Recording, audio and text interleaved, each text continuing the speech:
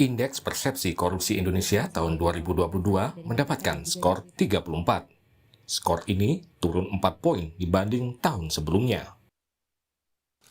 Merespon skor IPK ini, Presiden Joko Widodo kemarin mengumpulkan para pejabat penegak hukum Indonesia.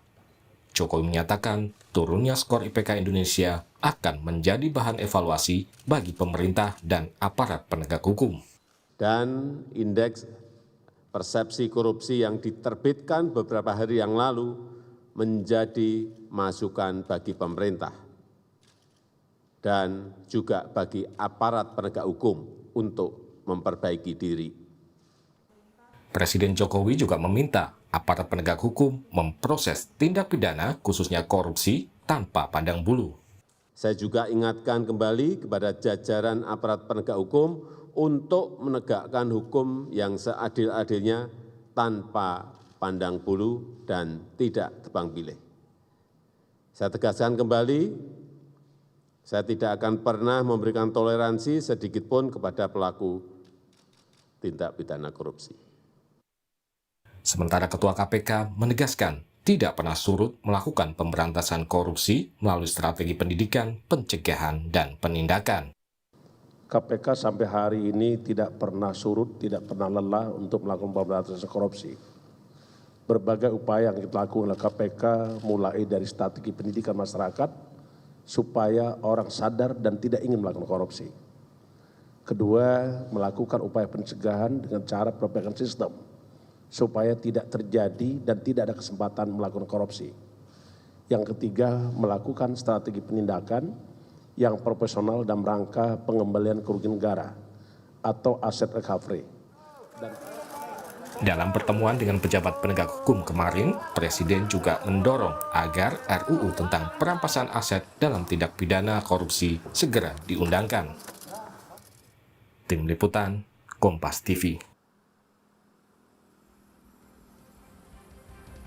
Indeks Persepsi Korupsi Indonesia tahun 2022 merosot. Lalu bagaimana strategi selanjutnya pemberantasan korupsi di Indonesia? Kita akan bahas bersama Deputi Pencegahan dan Monitoring KPK, Pahala Nainggolan, dan peneliti ICW, Kurnia Ramadana. Selamat malam, Pak Pahala, Mas Kurnia. Selamat malam, Mbak Frey. Selamat malam. Selamat malam. Selamat malam, saya ke Pak Pahala dulu.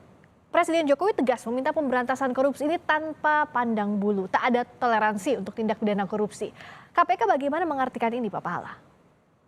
Ya, jadi dalam sesudah peluncuran IPK, KPK meneliti lagi masing-masing hasil surveinya dan kita ada pada kesimpulan gini. Yang pertama, ada hal-hal yang memang belum ada di negara kita, gitu. Padahal itu berkali-kali disebut yang namanya tentang korupsi politik, gitu. Jadi kita bilang kita akselerasi program penguatan partai politik dan akuntabilitasnya pada saat yang sama. Yang kedua, kita belum punya pengaturan benturan kepentingan yang nasional. Jadi seperti saya bilang, kalau politisi dia sekarang di Senayan, besok jadi gubernur, besok jadi menteri, besok jadi pengusaha, dia nggak merasa ada yang beda. Apa yang harus dibedakan gitu? Padahal harusnya beda.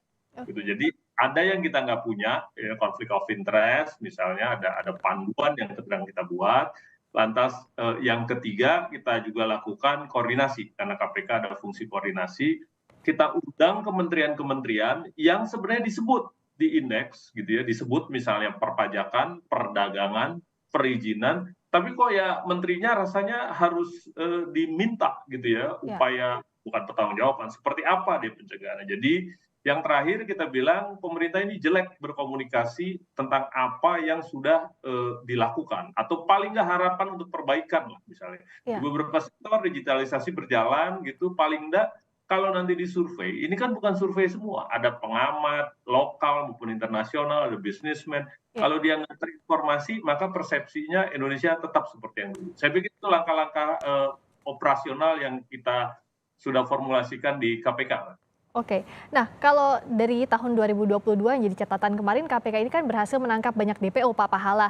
Kembalian kerugian negaranya dikembalikan melebihi target, tapi apa sebabnya kalau KPK lihat ini belum mampu mempengaruhi IPK tadi dalam hal pemberantasan korupsi? Salah satu kesalahan kita mengartikan IPK, kita pikir itu cerita banyak yang ditangkap gitu. Tahun 2018 itu OTT-nya 38. Kita juga kaget, nggak naik juga IPK-nya gitu kan. Oh ya, oke. Itu kita pikir media juga mesti kasih literasi ke masyarakat bahwa IPK ini memotret sistem di Indonesia yang ujungnya di hilirnya ini aparat penegak hukum. Jadi kalau bilang ini cerita korupsi hanya jaksa, KPK dan polisi, enggak juga, karena ada sistem di luar yang harus diperbaiki serentak gitu. Jadi saya pikir penangkapan atau apapun itu mungkin iya, tapi kalau dibilang itu yang penting saya nggak yakin. Makanya Pak Pahala tadi sebut ada catatan itu ya, catatan dari KPK apa yang kita belum punya, secara sistem harus disentuh begitu ya Pak Pahala? Setuju. Oke, kalau dari Mas Kurnia, apa yang Mas Kurnia lihat, apa yang jadi problem sebenarnya? Catatan dari Pak Pahala ini memang harus diwujudkan segera berarti? Ya, yang pertama, Mbak Friska, tentu penurunan indeks persepsi korupsi di Indonesia dari 38 ke 34 sama sekali tidak mengejutkan masyarakat. Karena? Sebab selama apa yang diutarakan oleh masyarakat, masukan masyarakat terkait dengan pemberantasan korupsi diabaikan begitu saja baik oleh pemerintah maupun DPR. Saya ingin sambung apa yang disampaikan Pak Pahala Nainggolan tadi. Mbak Friska, kita tahu undang-undang merupakan produk politik yang dihasilkan atas kesepakatan DPR dan juga Presiden. Kemarin Pak Jokowi mengutarakan tentang pentingnya mengundangkan undang-undang pembatasan transaksi uang kartal dan juga perampasan aset. Tentu kita tidak lupa, Pak Jokowi bukan memimpin sejak 2019. Beliau sudah memimpin sejak tahun 2014 dan sudah terhitung 8 tahun, draftnya itu sudah ada di pemerintah dan DPR sejak 2012 bahkan di 2011 yang lalu. Pertanyaannya kenapa sekarang baru terfikirkan untuk mengundangkan perampasan aset? Selama ini yang ICW potret adalah DPR dan pemerintah kerap kali mengundangkan undang-undang yang menguntungkan koruptor. Misalnya, Kitab Undang-Undang Hukum Pidana, di sana hukuman pelaku korupsi dipangkas. Kemudian Undang-Undang Pemasyarakatan, yang mana kejahatan korupsi tidak lagi kejahatan luar biasa karena remisi dibebaskan kepada seluruh pelaku tindak pidana. Selain dari itu, kalau kita mengacu pada data KPK, dari 2004 sampai 2022, kurang lebih ada 1.500 pelaku korupsi yang diusut. 1/3-nya atau 500 orang diantaranya berasal dari klaster politik, anggota DPRD, DPR RI, atau kepala daerah. Logika yang benar berarti KPK selama ini berhasil untuk meminimalisir korupsi politik. Maka solusinya adalah perkuat penegakan hukumnya. Tapi yang dilakukan oleh Pak Jokowi dan DPR justru menggembosi KPK dengan mengundangkan revisi Undang-Undang KPK dan memasukkan pimpinan KPK bermasalah. Sehingga persepsi publik negatif terhadap pemberantasan korupsi yang diusung oleh pemerintah dan DPR. Belum lagi yang tadi sempat diputar di VT Kompas TV. Banyak pernyataan pembantu Pak Jokowi di dalam Kabinet Indonesia Maju yang justru kontraproduktif dengan pemberantasan korupsi. Misalnya, pernyataan Menko Marves, Luhut Binsar Panjaitan ketika mengatakan OTT membuat citra buruk Republik Indonesia di mata dunia. Belum lagi statement Menteri Dalam Negeri beberapa waktu lalu. Kalau ada kepala daerah yang terlibat praktik kejahatan, kedepankan pendampingan. Upaya penegakan hukum sebagai benteng terakhir. Itu kan pernyataan yang memperlihatkan belum ada kesatuan frekuensi di dalam Kabinet Indonesia Maju untuk memberantas korupsi. Demikian. Pak Pahala, apakah melihat tadi problemnya salah satu yang jadi bottleneck dalam pemberantasan korupsi? Itu dirasakankah oleh KPK?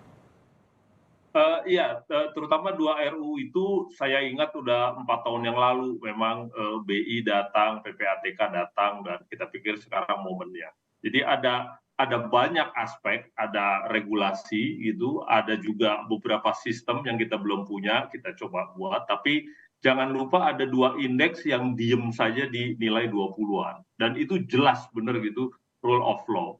World Justice Project sama FIDEM, itu di 20-an. Dalam beberapa rapat kita sampaikan gitu, jangan fokus pada yang turun saja.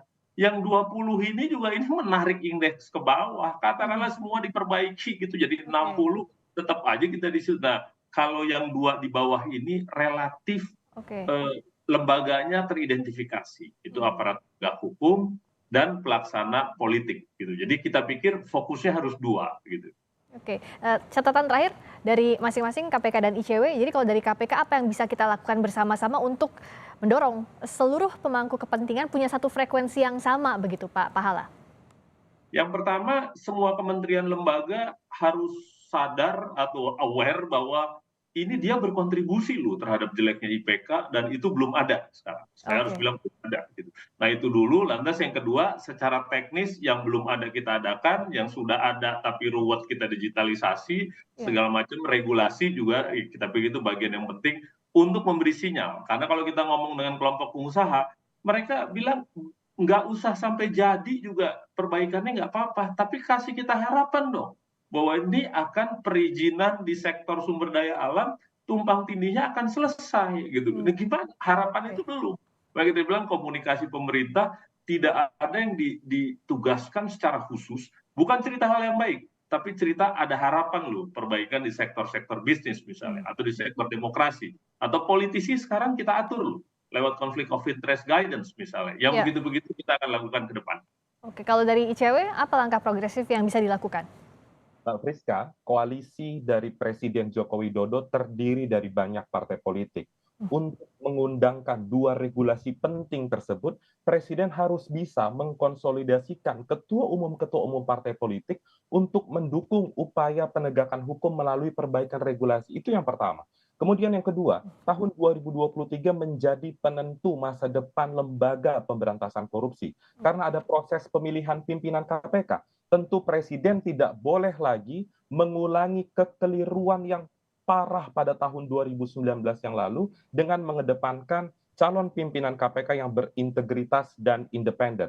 Terakhir, untuk memberantas korupsi politik harus diwaspadai tahun 2023 jelang pemilu Februari 2024 mendatang, bukan tidak mungkin marak politik uang dan menambah angka-angka yang ada di KPK terkait dengan korupsi politik. Maka dari itu, Presiden harus mampu memimpin garda pemberantasan korupsi. Presiden adalah atasan dari pimpinan KPK, Kapolri, dan Jaksa Agung. Tentu mekanisme monitoring dan evaluasi terhadap proses penegakan hukum tanpa mencampuri penegakan hukum, Presiden harus bisa melakukan hal tersebut agar IPK ke depan bisa membaik, tidak jeblok seperti tahun 2022. Saya rasa itu. Banyak PR-nya regulasi dan tidak terlepas dari proses politik secara sistem harus diperbaiki dari hulu sampai hilir. Terima kasih atas waktunya Deputi Pencegahan dan Monitoring KPK Pahala Nainggolan dan peneliti ICW Kurnia Ramadana. Terima kasih Pak Pahala, terima kasih Mas Kurnia. Selamat malam.